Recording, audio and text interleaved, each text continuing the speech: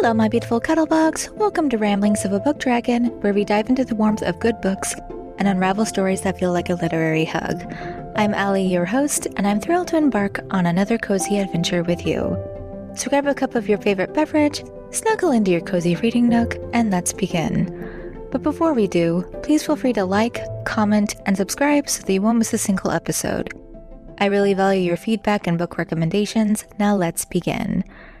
I know it's been a while since I've posted, and I apologize for that if you've been wondering or caring, but you ever have those times where you're technically reading books, but you're kind of just like, is it really worth it to even consider reviewing it, reading it, etc.?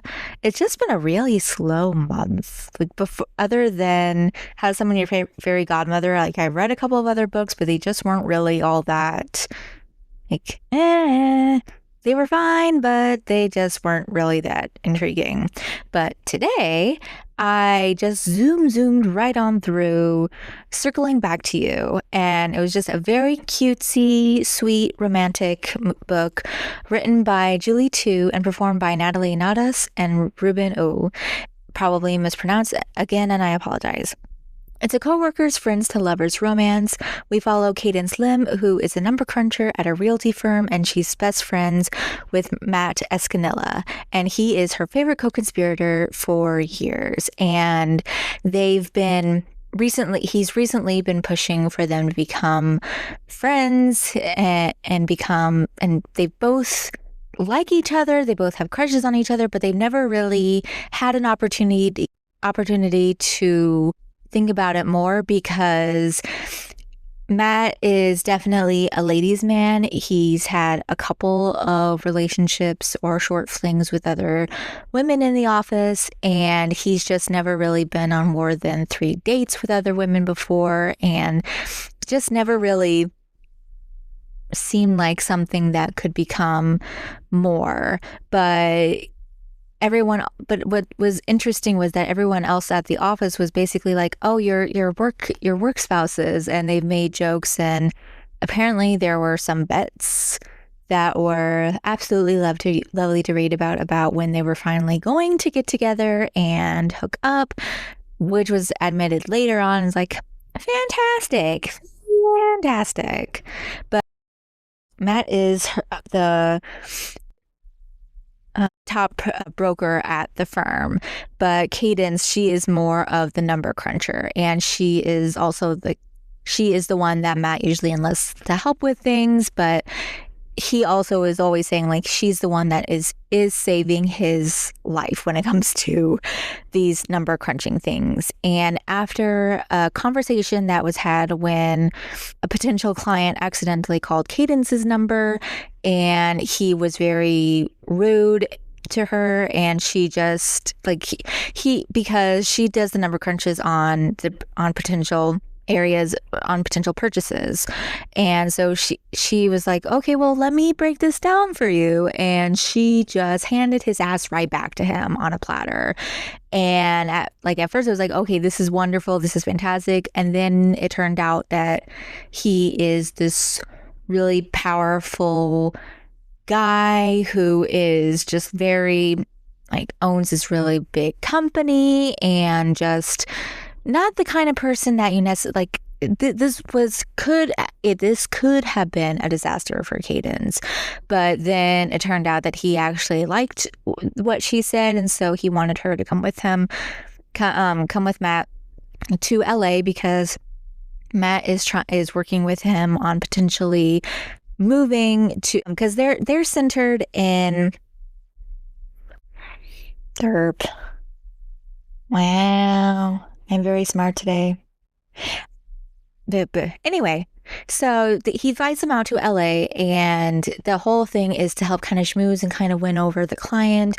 And in the process of them being able to be outside of the work, they finally have those conversations with each other where they're able to figure out that they could potentially even become more than coworkers, because they realize that, hey, we both kind of like each other, and it's more than just liking each other. And The thing though is with this book that I found kind of weird, like it's more so with the actual background information with the book is it says that Cadence Lim has transformed from behind the scenes number cruncher to an integral part of the sales team at Prism Realty. But despite moving up the corporate ladder, her complicated relationship with her estranged elderly father, blah, blah, blah. But it's like she doesn't really transform. Like it was kind of more of a series of events. Like it's not like because she was happy being a number cruncher, and it wasn't really that she was an integral part of the team, of the sales team. She just was kind of invited over. I felt like I don't know. It didn't quite fit what those expectations were. Do you ever read the back of a book and it gives you this idea and then it becomes not quite matchy? I don't know. It just felt like the way that it was written, it was like it was something that she meant to do. And while in the book, it was like she wants to move up in the company. And that's been something that she has been interested in doing and getting out from under her sexist boss's butt and from behind him. But it's not exactly like she wants to become part of the sales team. Like that's not really what she's wanting to do. She's wanting to stay with the numbers, but I don't know. That was just a random thought that I had. But then while they're both in LA, another part of this is that Matt's family wants him to come to this birthday party for one of the cousins, and while they're both from LA, they both have very different family dynamics.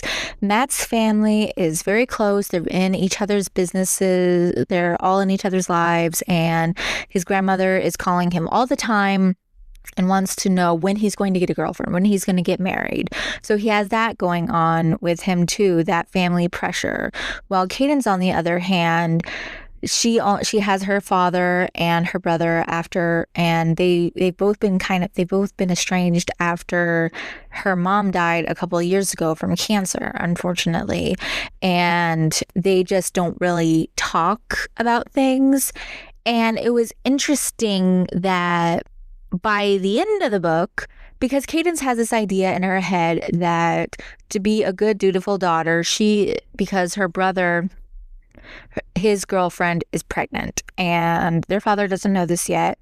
I mean, he knows, we find out later, but they don't know that he knows in the book. And so he's talking about moving out of the house because her brother currently lives at home with their father to take care of him and drive him around places. And it's definitely proving that conversations are good for families sometimes but it just was interesting that things happened at the end of the book that kind of tied it all up neatly in a bow, but there really wasn't something that readily pushed those conversations to happen. It just kind of came out with the father saying, because in the book, Cadence has this idea that she's going to be expected to move back home to take care of her father, and she and her father don't really see eye to eye. They don't really get along because she blames her father for her mother's death because she had cancer, and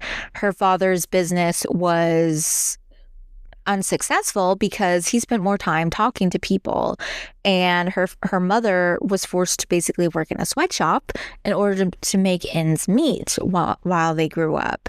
And because of that, because she had to work so hard and for so long, she wasn't able to go to doctor's appointments.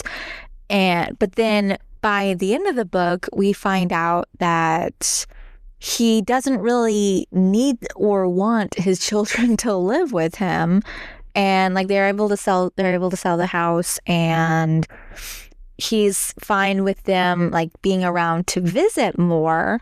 And it kind of would have been nice if there was a conversation about the mother, but that's not really the point of the story. We know this, but it was just like, this was just something that was just so often happening in her thoughts about what was like, it just seemed like something that was integral to Cadence's story that I'm surprised, like it kind of would have been nice to have that tied up. There were just some things in the book that it kind of would have been nice if we had a little bit more of a wrap up to it, but I guess those were things that just didn't really need to be addressed. It was just kind of little bits and bobs to add more depth to the story, but it kind of would have been nice if we got a little bit more depth, like kind of like another additional sentence or two. Like at the beginning of the book, Cadence is in a meeting with her boss and a couple of others, and her boss says something and then says, "Be a good girl and do this," and she was rightfully so offended by being called a good girl by her boss. And it's like, okay, I mean, it's one thing for it to be in a kinky situation where it's all consensual and like that is something that you want, but not from your boss. No, and she says something snarky but polite, like still being a good employee. Like she like sets it back, like that is unacceptable. Like, and Matt steps up for her as well, of like saying, well, I don't know if I want to be called a good boy because that reminds me of being a dog. But like, so he steps up for her, but it's like, isn't that something that you should also say to HR? Because there is a situation later where they go to HR because another coworker was saying sexist, rude things about Cadence later on, and it's something that basically caused this coworker to have to go through sensitivity training. And Cadence was worried later on that there would be a retaliation against her from her boss by the time she comes back from LA, because she had to go for work to LA, and so she really couldn't do anything in the office as a number cruncher. And she was still going to LA as an analyst, as a number cruncher person, but she basically was going as part of the sales team. But by the end of the book, the boss is also retaliating against her by sending her all these things that she needs to do when she gets back. And she knew that this was in retaliation for what she said to him in response to him calling her a good girl. And I kind of wish that there was a conversation with HR about that too, but that's neither here nor there. That is beside the point.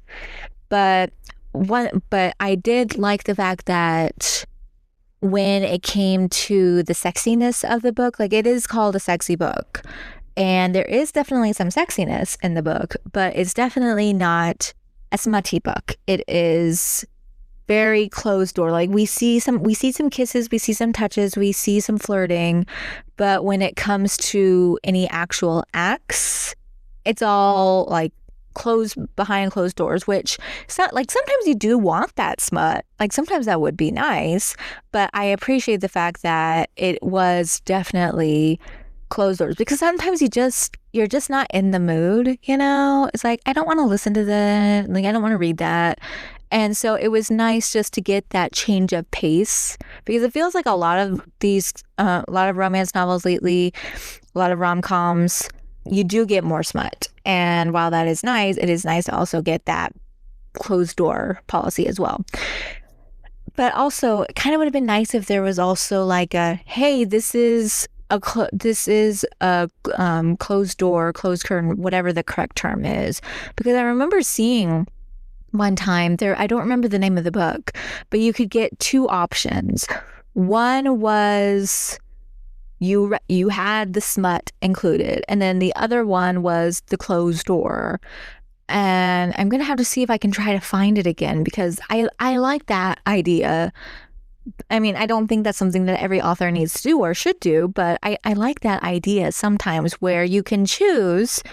You can still read the book if it sounds like it's a good book for you, but you can choose if you want it to be more smut focused or not so smut focused. Like this was focused on the relationship building. And what there were a couple of things that annoyed me about the relationship building. Like they were communicative. They did talk. They did have their discussions, but they did have to have their one fight. But the fight made sense, because the whole part of why Matt went out to LA was to make these discussions for this motel to get them to sell. And part of the issue with the hotel not being able to sell was because of this house that needed to sell. And it was actually owned by her father. And her father didn't sell because of a variety of reasons. But then when he spoke to her father, he was able to talk to him about considering more options because of how much money he would get from taking a deal, from selling. And so that's part of how her father came to that decision. But then when she found out that he went behind her back to talk to her father, she was rightfully pissed. It's like, yeah, that makes sense. That makes sense. Like, why wouldn't you be angry? Because like that is your childhood home, and like, yeah, what right did he have to have that conversation about that? Like, it was a little, it was a little annoying, but I appreciated the fact that she didn't go straight into, they could have had a conversation about it and they didn't. Like, there were a couple of times where it was close to getting into some of those annoying tropes, but it definitely wound up skipping over a lot of those issues that just annoy the crap out of me. Like when it came to discussing their relationship, and he knew that part of her concerns with moving forward with anything for them was his history. Like he knew this, but he wanted to prove that with her he was different, and also she had an opportunity to sign with that client that she had spoken to rudely before. He was impressed with her and her knowledge and her skill sets, and so he wanted to extend an offer to her for a job with him. And because she knew that like she really wasn't going to have any upward mobility, and she was already starting to look at other jobs, and so she was considering this seriously. And while Matt was concerned about this at first, he hid it, and he wasn't jealous of her. Like, he was proud of her, and like he was nervous about the fact that like he couldn't really do long distance. Like, he wanted to see her every day and all that nonsense. But he was also like, I don't want to bring her down. She could tell that there was something a little off, but he was trying to be supportive, which is like, I can see both. Like, I can see where that could be a little bit of an issue too, but also it's like they just started to try to become something more. So it's like that's taking it a couple of steps ahead of anything really. But that's the whole thing with a rom-com book. It's going to take things a few steps quickly, but it does all become resolved in the end, of course. And she winds up getting a better job, and overall it definitely was a cute book, and I did really like their relationship because it was just very wholesome and sweet, and I really liked the fact that they were originally friends, and they did both decide, yes, let's try being in a relationship together. Plus, while he was strong enough to be able to lift her, there was a scene where one of her heels broke and he had to carry her back to the hotel. And my thought process was, okay, she didn't hurt herself. She could have walked. And while, yes, it would have been gross to walk along the sidewalk, I see that.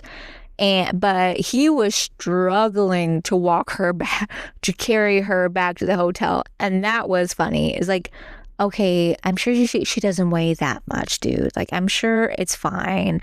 But that was nice because oftentimes with these books, whenever a guy picks up a girl, it's like, oh, she weighs nothing. So it was nice that while he is strong and he is muscly, he did have a bit of a struggle bus carrying her. I was like, okay, that feels a little more realistic. Like, okay, I'm sure he was able to carry her, and my thought was like, okay, once they got to the hotel, you could have put her down. Or even better, once they got to the hotel room, like he carried her into the hotel, into the elevator, up the hallway, into the hotel room, because they had to share a suite, of course, because there was a mistake, and so they only had one room, and it was his suite. So luckily there was more than one bed, so they didn't have to share a bed. Like, dang it, we could have had it. There was only one bed trope, but no, there was only one suite. But he carried her into their room, into their suite, and he brought her to her bed. It's like, you could have set her down at any point. You could have set her down in the hallway. Like, that's fine. It's fine. I don't know. Maybe, I don't know.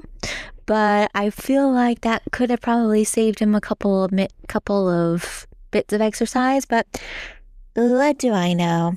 But yeah, overall, I gave it about I gave it a 4 out of 5 because overall I did really enjoy it. There were a couple of things that just didn't gel particularly well with me, but that's also a me thing, and that's just me being just overly critical because what else is new? But yeah, I'm glad to be back. I'm glad to be recording again. I had missed this, and I hope to be back again soon with another review because there are plenty more other books that are coming out, and excited to continue to read them. And again, as always, if you have any book recommendations that you would like for me to review, please let me know in the comments, and I will catch you beautiful cuddlebugs next time. Goodbye.